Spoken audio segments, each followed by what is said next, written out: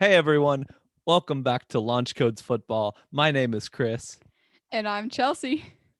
and today we are on episode 17. We are reviewing the NFL draft that happened not too long ago, and we're going to go over our mock drafts and how they compared to what actually happened. To be real, mine, like, nothing went right for me, it seems It like. was rough. So, It was yeah. rough for Chris. We're not going to lie. Apparently, I just know nothing about what these teams want or need or think that Apparently, they need. I know nothing about football. Yet here we all are. There we go. Welcome to most people who watch football. Let's be real. I mean, you could watch football or football. It really depends. You, you've blown everyone's mind. It's over now. I know. If you're looking for football, this is not your podcast. Stay anyways, though. Yes, I mean it's not like by the thumbnail of the whole show you can't tell Yeah. which ones, but Hey, I mean, we had to make it obvious. agreed. But anyways, we're gonna hop right into it. So I think we'll just start out by we're gonna read the actual picks first and then kind of compare how that went. So I can start us out first with the easiest pick of all this, even though I got like what feels like nothing right, I did get at least one thing right, and that was the Jags picking quarterback Trevor Lawrence out of Clemson. I mean, I think everyone pretty much knew this was gonna happen. This was a real shocker, huh? This really doesn't require much explanation outside of the fact that we both picked Trevor Lawrence to go first. Um, yeah, I really have nothing else to say outside of side note. I don't know if you saw Chris, but the Jags signed Tim Tebow as a tight end. Oh snap. I mean, they're trying to bring in all the fans. They're like, we got Trevor, so we got all the Clemson fans. Now you bring in Tebow, you have like every Christian on your side is a Jacksonville fan now. You also have Florida fans and you have Ohio State fans because Urban Meyer is there. They're just trying to rake in all the fans from everywhere. And they're all of a sudden Jacksonville went to like, who's a fan of Jacksonville? No offense to those watching, but like, let's be real, there's not many of them. And to now, like, you've got all these people on the bandwagon. And they haven't I even will proven if say they're though, good yet. Jacksonville does have the coolest stadium. They have pools in their stadium, which is pretty cool. Kind of reminds me of the Kansas City Royals in Major League Baseball. They have in their state, like in the middle of their stadium, there's just a waterfall like feature in it, which is really cool. So shout out to Jacksonville for having the coolest stadium where you can sit in a hot tub and watch your team lose every week. Woohoo! Hey, maybe not now though. Maybe Hey, they've gotten maybe some things together. maybe not. Maybe they'll go like 8-9 because there's 17 games now, so you can't go 8-8 anymore. Yikes. I mean, we'll see where they go with this. I mean, it is going to be interesting to see will Trevor end up being the best quarterback I out of hope this so. draft. Hope so. I mean, it could be Sam Ellinger. You know, the Colts took him in what, like the fifth or sixth round. Maybe he'll be the best. No, I'm just kidding. Before you all rain fire down on me, that was a joke. We love jokes. Yeah, Trevor, I hope is the best. All right. Well, that one didn't take long to go through, but the next pick, we got the Jets picking quarterback Zach Wilson out of BYU. Chelsea, what did you think of this pick? I mean, I knew that they were going to take Zach Wilson because it wasn't debated at all. I think that they should have taken Fields, but the Jets were going to Jets, right? And they took Zach Wilson. So based on how the Jets draft, I put Zach Wilson, even though I disagreed. Fair enough. I think that I actually picked them to pick Fields. Now, if you remember, my mock draft wasn't necessarily this is 100% going to happen. This is just it was a mock draft saying I could see these teams potentially doing this. These are their needs. And so this isn't, you know, this could happen. So that was my thought with this. But yeah, I was pretty certain probably the Jets would get Zach Wilson, and they did. And I guess we'll see how he is. I don't know how the Jets are going to be. Is the coaching going to be able to help him? I mean, they've gotten rid of Adam Gase now, which I think will be a big help for, or whichever. Hopefully, whoever comes in next will be a big help to them. We'll see how it goes. It could get worse. It's hard to imagine it getting much worse, but we'll see what happens with their new coaching staff and everything and see if they can get Zach Wilson on track to be a good quarterback. I mean, for sure. I mean, the coach that they have now, they went and got Robert Sala from the 49ers. He was their defensive coordinator. If you know anything about the 49ers defense over the last couple of years, they were insane outside of last year because they got injured. But, previous 3 years before that, I mean, they were just crazy. So the dude's obviously a talented coach. It'll be interesting to see how a defensive minded coach pairs with a rookie quarterback who's never played in the league before. So it'll definitely be an interesting storyline to watch. But I'm pretty sure, I know they haven't released the schedule yet, but I think the Jags play the Jets this year, which will be very interesting because you'll see Trevor Lawrence and Zach Wilson duke it out, So that'll be a time. Yeah. Hey, good for the Whoever ratings. thought must watch TV would be the Jets versus the Jags. What a world we're in. That's right. I guess we'll see what happens when they cross paths. I guess. The next pick we got here, the 49ers, they took quarterback Trey Lance. This was interesting. I actually really thought the 49ers were going to go with Mac Jones, but they didn't. They ended up going with Trey. I mean, it makes sense. They did. I think everybody knew they were kind of going for a quarterback. Even Jimmy Garoppolo knew when they traded up that high to get that they were going to get a quarterback. And Trey Lance, I mean, he's shown promise in college, so we'll see what he can do in the NFL level. What do you think, Chelsea? I think that the 49ers did a really good job with all their smoke screens because, every major media outlet was like hooked on the fact that they thought they were going to take Mac Jones for some reason because of like one comment someone made. They were like, Mac Jones. And then, based on everything that was going on, I thought it was going to be Mac Jones too. It wasn't 100%. Like I knew that they were looking at Lance and Fields and Mac Jones, but based on how much dumb talk, in my opinion, that I heard about Mac Jones for, months, I thought, well, I guess that's who they're going with. But turns out they did like a presser or something after someone gave a comment to the media and said that they traded up with the intention of either taking Fields or Lance. So apparently Mac Jones wasn't even in the discussion at the third pick, which I don't think he should have been anyways. Like I think he's good, but I don't think he should have gone third. So, I mean, it was interesting. I thought it was going to be Jones. It wasn't. I'm glad they didn't take Jones. I think that Lance, if he can develop there behind Jimmy Garoppolo, I think Lance could be really good there, especially with that defense and some of the potent offensive weapons they have. I think that he could be legit. I think it's going to take him a while to adjust to the NFL. Like, I don't think he's going to play next year unless, something crazy happens or Jimmy Garoppolo gets an injury or something. But no, the guy, he has real promise. If they can develop him, I mean, they got Kyle Shanahan, so he's in a place to be able to get developed. If they can, I think that he could be really, really good. I just don't think he'll be really, really good at first. I think it's going to take him a bit. Yeah, I mean, I think that's interesting because, well, something I'm thinking about is that Mac Jones went from a potential top 5 pick. Everyone thought he was going to the 49ers to he went all the way down to the Patriots, and which could be a good fit for him down there. I actually don't blame think the about Patriots it for taking him. Who does he remind you of? Tom Brady. Can't run. He's not athletic, but he's super accurate, has good chemistry with his team, and is a winner. Who does that remind you of? Tom Brady. It'll be interesting. He seems to kind of have the same archetype as Brady does. So it wouldn't surprise me if they just plugged him right in and he was just as good as ever. I mean, what did they call the 5 quarterbacks taken before Brady? The Brady 5 or something like that. Oh my gosh. I mean, there were 5 quarterbacks taken before Mac Jones. Yeah. So did you see that tweet that Brady put on Twitter?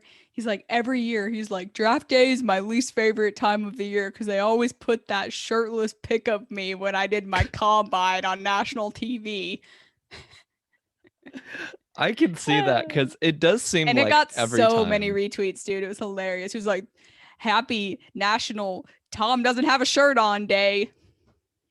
Honestly, it does seem like every time we talk about Oh, this quarterback or this quarterback. Everyone just talks about Tom Brady's 40 time. Yep. But anyways, moving on to the next one. At number 4, the Falcons ended up picking tight end Kyle Pitts. So I picked them to get Trey Lance. Obviously, he went to the 49ers, so that didn't happen. But I think Atlanta is saying with this pick that they're going to stick with Matt Ryan for one more year. They're going to get some offense around him. I mean, I think he's had offense around him for a while now, but they're giving him now a tight end. So I think the Falcons are making a statement here saying we're going to ride it out with Ryan this year. So what do you think, Chelsea? So, first of all, I was talking about this pick with one of my coworkers at work, Malik. Shout out to Malik if you're listening, who's a big Falcons fan. He was so mad about this pick. And I was like, why are you so mad about this pick? He was like, Chelsea, we have Hayden Hurst. Hayden Hurst is a starting tight end and is fine. We didn't even need Kyle Pitts. We needed a quarterback. And I'm sitting there thinking to myself, I agree with you. Like, I think Kyle Pitts is really good. Like, but I mean, they already have Hurst. They have offensive weapons. I mean, like you said, Matt Ryan has had offensive weapons around him for a number of years now. And I mean, obviously, not all of the blame of the Falcons losing is on Matt Ryan, obviously. But I mean, you're gonna pass up Justin Fields when Matt Ryan is getting old. I mean, you didn't even have to start Justin Fields this year. You could have just taken him as a backup plan and started him next year. I just don't really get that. I mean, there are going to be some good quarterbacks in this upcoming NFL draft, but I mean, this year's class was really good. I think this was the year to take a quarterback, especially if you have an aging starter. I personally don't really get it. It's not hate on the tight end. Obviously, I mean, like I said, Pitts is really good, but I don't know. I just feel like they already had a tight end. Like he wasn't Kyle Pitts, but he was a starter, and he was good. I mean, now they have two tight end sets, which is great, but doesn't really matter if your quarterback can't throw the ball in time because they have no O line, or if your quarterback can't throw the ball at all because his arm strength has declined. So, I mean, we'll see. I hope that Matt Ryan keeps doing good, obviously, because I like him. But I just think this is the year to take a guy. And you passed up Justin Fields to keep going with a aging Matt Ryan. It just doesn't really make sense to me. Because I had them taking Justin Fields here because I thought that would be super smart of them. Let's take a guy who people arguably thought was the second best quarterback in the draft, maybe sit him half the year and then have him start, have him learn behind Matt Ryan. So I thought that was like a really good idea, but apparently that's not the case. I hope that Kyle Pitts goes off this year, though. Yeah, I guess we're gonna have to see. I think Kyle Pitts will play well for them, and I can understand why your friend would kind of be frustrated. But I also think that we'll see where this goes. They do need some help on the offensive line, I think, and their defense. A lot of it, I know, a lot of them were injured last year, so I guess we'll just kind of see what this year looks like for them. We'll find out whether or not this pick pays off for them, and I think it'll be a real interesting one to look back at a few years from now. For sure. Next, we got the number 5 pick for the Bengals, who took wide receiver Jamar Chase out of LSU. This one, I think a lot of people knew was coming. Personally, I picked them to take offensive lineman Sewell, but because in my opinion, they need help at the offensive line, very much so. And so I think that they needed to protect Joe Burrow, but that was my reason for having them pick him. But they ended up going with Jamar Chase, and that's just what they did. I think part of it is definitely due to that LSU connection Joe Burrow and Jamar Chase have. And I mean, Jamar Chase looks like he's could potentially be a very good receiver. So I can't say that it's like a bad pick, and I don't believe that. And I guess they do need some help at the wide receiving area, but I just feel like in this case, it would have been smarter to take an offensive lineman, but I guess we'll see how that pans out. Chelsea, what do you think? So I had the Bengals taking Jamar Chase here, but I didn't think that's who they should have picked. Like, I think that they needed Sewell bad. I mean, you saw Joe Burrow when he played before he got injured. The dude had all of 2 seconds to throw the ball every snap. Like, they need O line help. Like, that's not a knock on Jamar Chase. Like, don't get me wrong. Jamar Chase is going to be really good, especially with that Joe Burrow connection. I mean, that's who he played with in college. He already has chemistry with him. The dude's going to be good in the NFL. But the reality is, Joe Burrow's not going to be able to get the ball to him if he can't throw it in 1 second because they have no linemen. They have, I think they have one guy, don't remember who it is, but one guy who is good, and then maybe a second one. But really, outside of that, I mean, like, I get it. Like, I get Joe Burrow wanting, I get them drafting him for the connection and build their offense up. But Joe Burrow, what if he gets hurt again? That pick's going to look real dumb. Mm-hmm. I think I they should have taken Sewell, but that's just my opinion. I would like to throw in they did end up picking an offensive tackle in the second round, Jackson Carman out of Clemson. And so I guess we will see where that goes. But yeah, I still think Sewell might have been, you could have taken both potentially. You can take Yeah, two I mean, offensive tackle or two offensive imagine linemen. taking both. You build up, you know, both the edges of your O line. You get his blind side, you get his right side, and then you just have people double team in the middle. Because it's always harder to rush up the middle than it is the edges, just because people in there are so big. Mm-hmm. So I mean, like I said, I get taking Chase, but if you had taken Sewell and Carmen, I mean, your O line goes from one of the worst to at least average. And I mean, looking at Joe Burrow and what, he can do with a really good O line, you know that he can put some work in with an average one. So, I mean, we'll see. I think that they are going to regret not taking Sewell. Not that that's a knock on Chase, but I think the season's going to come and they're going to be on offense and Joe Burrow's going to be chased around and they're going to go, you know what probably isn't good for Joe Burrow's repaired knee? Him running around every play. We probably should have taken Sewell, but we'll see. Yeah. We'll find out and see how the pick goes. Be interesting to see the Bengals next year. Next, at number 6, we have the Dolphins picking wide receiver Jalen Waddle. This makes sense to me. I picked them to get Kyle Pitts. Obviously, Pitts was off the board already. So Jalen Waddle makes sense because they're trying to put some weapons around Tua, I think. I think the Dolphins do trust Tua. Some people are saying they don't and that they weren't sold on him. And there's been a lot of doubts with Tua. And to some extent, that's understandable because he hasn't looked the best at times. I mean, he was benched for Fitzpatrick near the end of the season. So I think they're just trying to help him out. They're trying to give him an off season. They're giving him some weapons. They're trying to build up this guy to be their franchise quarterback. But it's really going to just depend on, how well he plays and how well these other pieces fit with him and together as a team. So, Chelsea, what do you think of this pick?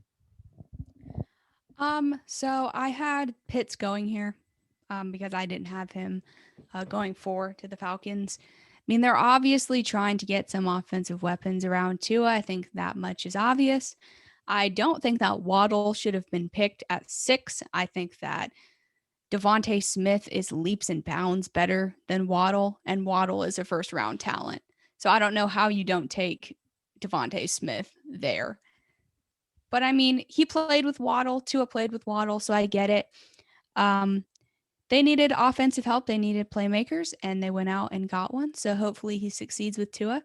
I think their offense is going to be a lot better this year, giving Tua, the summer and camp to grow into himself and, kind of figure out what he wants to improve on, what he's good at, what he's not, help him build rapport with some of his weapons. So I get it. I think that, them taking offense was a good pick. I just don't think they should have taken Waddle there. I think that they should have taken Pitts if he was available, or they should have taken Devontae Smith. I mean, I guess we'll just see how all of these go, I think that um I guess the Dolphins just going with this. We'll see. I think Jalen Waddle, he could be good, and under Tua, if he plays well, they'll get it done. So next pick we got the Lions picked Sewell, offensive lineman, and I picked Sewell to go to the Bengals. So I actually had the Lions getting Jamar Chase because they had lost Galladay, and I figured they might put some weapons around their newly And acquired Marvin quarterback. Jones. Yeah. So I think that I thought they were going to get Jamar Chase. Obviously, Chase was off the board. But Sewell, I think, is a good pick for the Lions. I think he's a guy that could really help them get better as a team. And I think that Detroit, it always helps to have good offensive linemen. And I think Sewell can be that guy for them. And who knows, maybe I don't know what's going to happen to the Lions this offseason.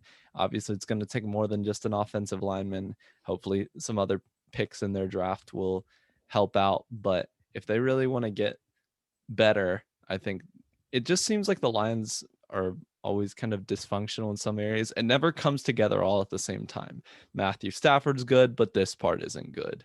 One part of the team is good, and for a while it's been the offensive part of the team has been decent to good, but the defense never really got it fully together, or it just never seemed to come together at the same time. So I guess we'll see if the Lions can get something going with that.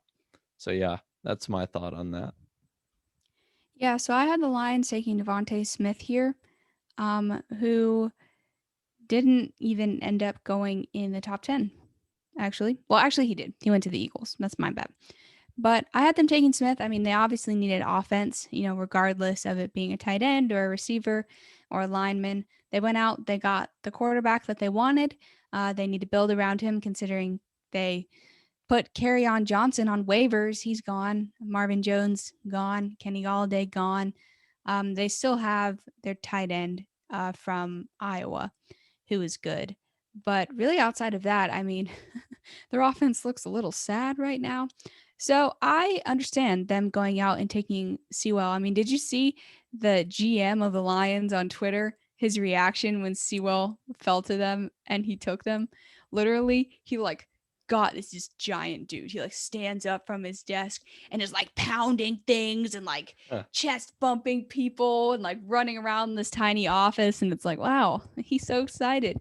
I mean, Sewell is going to be really good, so I would be excited too. But I think it's a good pick for them. They need O-line, they need receivers, they need running backs, so they needed offense, and they addressed one of those offensive needs. So shout out to the Lions for drafting competently in the first round. Mm-hmm. I'm Agreed. honestly surprised Sewell even fell that far. I mean, I didn't think Sewell was going to make it past the Bengals. No, I mean, Arguably, he could have gone even before that, but personally, I can see why he did, but I mean, yeah, I can see what you're saying. Like, he seems to be a very talented offensive lineman. I mean, he's going top 10 in the NFL draft. Of course, he's talented, but a lot of people are very high on him. He was the highest rated offensive lineman coming into this draft. So, but moving on to the number 8th pick, we've got the Panthers picking cornerback J.C. Horn. This was definitely one of the most, if not the most shocking of all picks in the top 10. Not even because they picked something like a position that nobody thought that was needed. It's just more like I feel like J.C. Horn was not depicted to be in anybody's top 10. I don't know. What do you think about that, Chelsea? I mean, I think the Panthers definitely needed secondary. I don't think they needed secondary at pick 8, though. I mean, you still had Justin Fields on the board at 8 when your quarterback room currently is led by Sam Darnold. No Sam Darnold hate here, but let's be real. He was one of the worst quarterbacks in the league last year. Does not currently look that promising.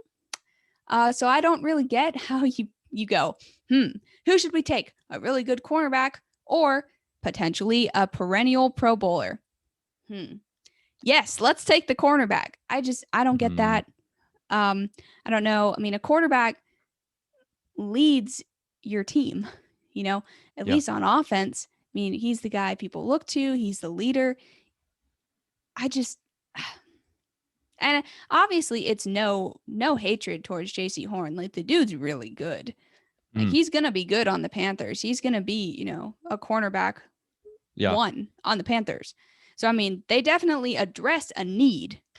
I Mhm. just don't know if it was the need. You know what I mean? Yeah. Yeah. Here's the thing.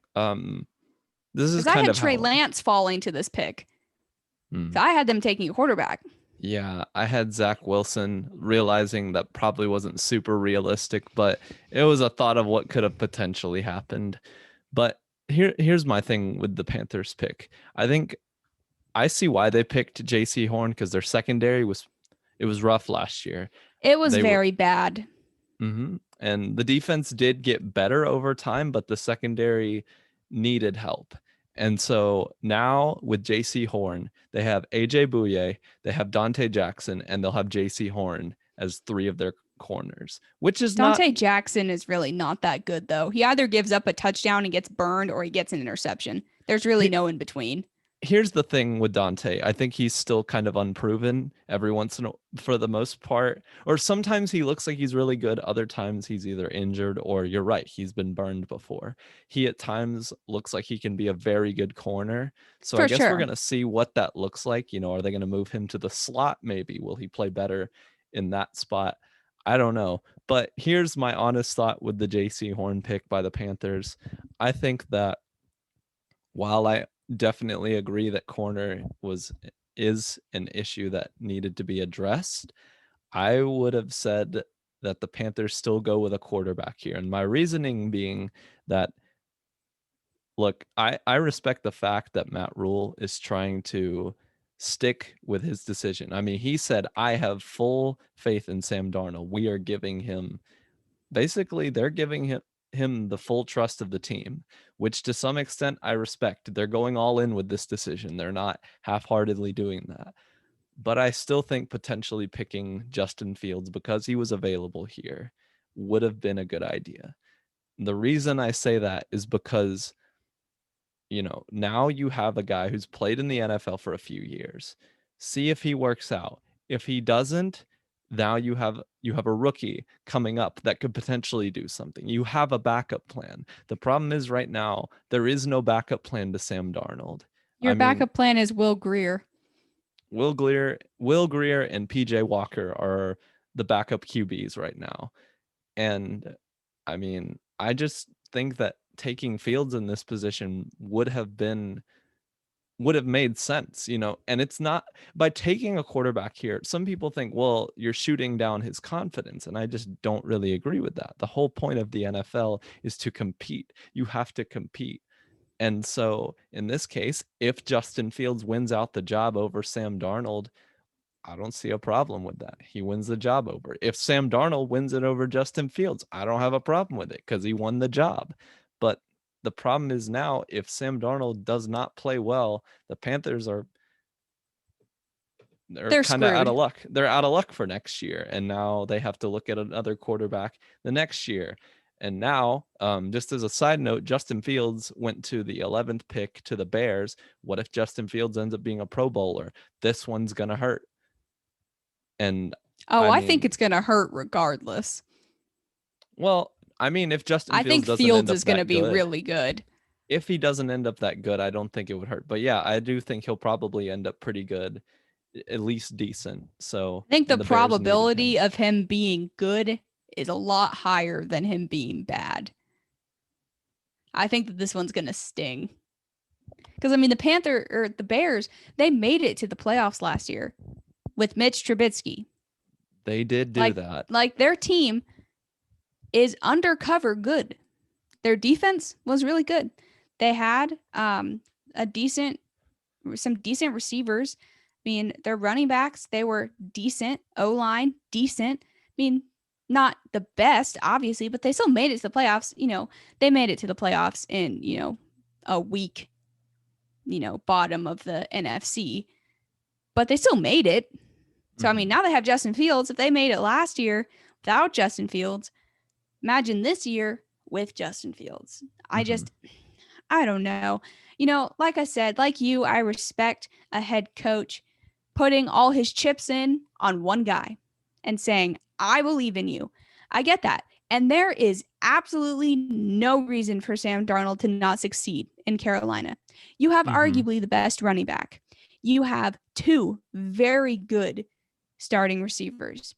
Your tight end is a little questionable, but hey, I mean, you guys took one in the draft. So you'll have a tight end. You'll have a rookie tight end. I mean, you address the O-line somewhat, not the best line, but I mean, as for offensive weapons, receivers, and running backs, he has no excuse. I mean, you guys took Chuba Hubbard in the draft too, who was really good in college outside of like 1 year, but he was really good. So there are no excuses for Sam Darnold to not do good in Carolina. Like even, the Jets were not a good team. We all know this, but Robbie Anderson was on the Jets. Sam Darnold played with Robbie Anderson. Agreed. And they still weren't that good. Mm-hmm. So now not only do you have Robbie Anderson, you have DJ Moore, who they extended the 5th-year contract to. So you have no excuses. So if he goes in there and he still is bad, Carolina is screwed. Because like you said, they have no backup plan. Like I'm all for putting all your chips in on one guy. I get that. I respect that. But I think that it comes to a point where doing that is foolish if you have no backup plan. Like your backup plan was Teddy Bridgewater and then you traded him away. So now you really have no backup plan. Yeah. Your backup plan is a guy who has never started an NFL game before. And so I don't know. If it doesn't go well for Sam Darnold, which a lot of people do not think it's going to go well for him, I think that the Panthers may end up regretting this big time. And I could definitely see them taking another quarterback next year. Maybe so. I think with Darnold, we're just going to have to see what kind of progress he makes this offseason. Because, like, don't get me wrong. He has potential. He's young. He's shown talent. He's athletic. Like, he has potential. He just hasn't looked good. He hasn't had very successful years. And that's the problem that I have right now. I know that they've said we've looked at tape. We've seen how good he is. I know they said they looked at his college tape, which, I mean, I guess I'm not an NFL coach. Well, I'm not. And so I don't know all the things that go into it. But I feel like at this point, still looking at his college. I mean, he's been in the NFL for how many years now? I mean, why are you still looking at college film? I don't really personally get why like college film even matters anymore. I guess it's to show, okay, he's shown that he has the ability to do these things, but I feel like to me it's more important to show, can he do it at the NFL level? The part where I do have some hope in that is that Robbie Anderson has spoken apparently very high of him, and all of his teammates have respected Darnold. They respect how he works. So I think that is a good sign. If your teammates have respect of you, then I think that can be a good sign. So overall, though, with JC Horn, I think he could be a good corner, and I hope he ends up good for the Panthers. But this one, I know it stirred a lot of the fans of Carolina, and it's gonna be this is gonna be could be a franchise altering one, and that's why it was a very divided pick. So we'll see where it goes. But I mean, I am glad they're still trying to build up their defense. So I mean, they addressed a need. Like I said, it's not like they went out and drafted, a running back in the first round. You have Christian McCaffrey. You don't need to do that. So at least they didn't do that. So they addressed a need. I just don't know why they aren't addressing the need in the first round when a guy like that is still available. We'll see what look, they get paid the big bucks to do it. So we'll see if their decision paid off. We will. Next, at number 9, the Broncos ended up picking cornerback Patrick Surtain II. I had linebacker Micah Parsons going to the Broncos, but the Broncos ended up going with Surtain. I think the Broncos probably were a little surprised that Surtain was still there. Maybe thinking that if the Panthers were going to pick a corner, they would pick Surtain, but when they saw him there, I guess they just decided, let's snag this guy. I do think Denver needs help on their defense. They need help in kind of a lot of areas, in my opinion. Their team right now Most just isn't areas. very their team right now just isn't very good. But Surtain could be a good start for them to improve their defense significantly. Yeah, I agree. Like you, I had the Broncos taking Parsons, Micah Parsons. But regardless, they took someone on the defense who is very good, who is going to start immediately, and who can have a big impact. So, regardless of it being a linebacker or a cornerback or a safety or whatever, they needed someone to start on defense who was really good. And they got that. So, good job, Broncos. You didn't mess it up. You needed defense. You drafted defense. Parsons is going to be really good. So is Surtain. It's kind of just pick and choose. Which one do you need more? Who do you like better? Who fits your scheme better? What do you want the most? But, can't be salty at the Broncos for taking Parsons because he's going to be good. Right. And the last pick that we had for our top 10, well, we didn't predict any trades, but a trade happened right at number 10 where the Eagles traded up with Dallas, and the Eagles ended up getting wide receiver Devontae Smith. I picked the Cowboys to take a corner in Patrick Surtain, but obviously didn't predict that they would trade with the Eagles. Devontae Smith, I mean, it makes sense. Maybe they just want to give Hurts some weapons to work with next year. And I do think they do need help at that receiving area. So I think the pick makes sense. And Devontae Smith played at Alabama. Alabama has a history for making good receivers in the NFL. So I don't think this is a bad pick.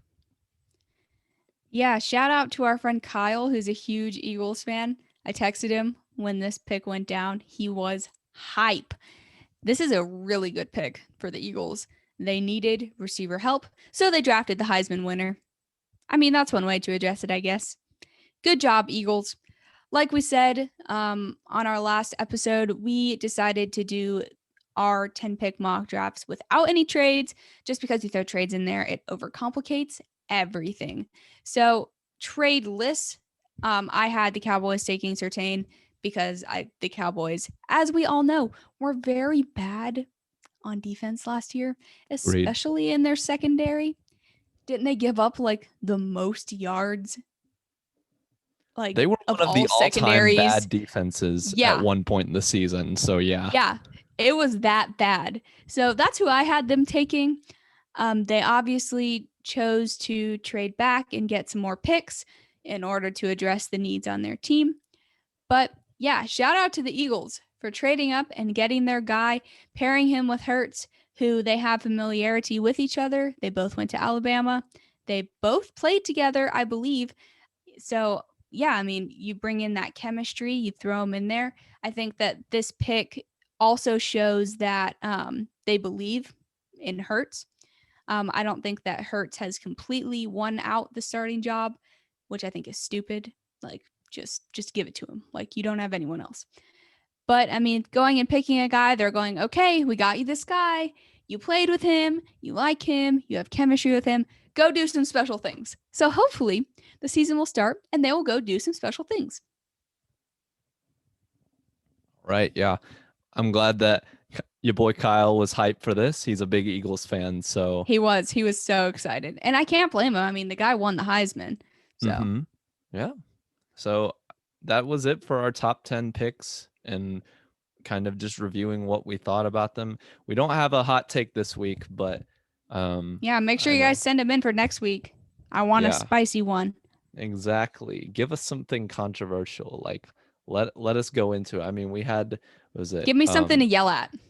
we had Sam's last week, and sorry Sam, no, it didn't turn out the way your take put it with Najee Harris going top 10, but worth a shot, right? See, I respect the fact that people are willing to put their takes on the air for the internet and the world to know. On the line. Exactly. But I think that's all we have for today. Thanks for listening, everyone. and tune back in next week for more content. In the meantime, follow us on Twitter at _LC football _ and Instagram at Launch Codes Football. And we have a Facebook and YouTube with the name Launch Codes Football. My name is Chris. And I'm Chelsea. And we'll see you next week. See ya.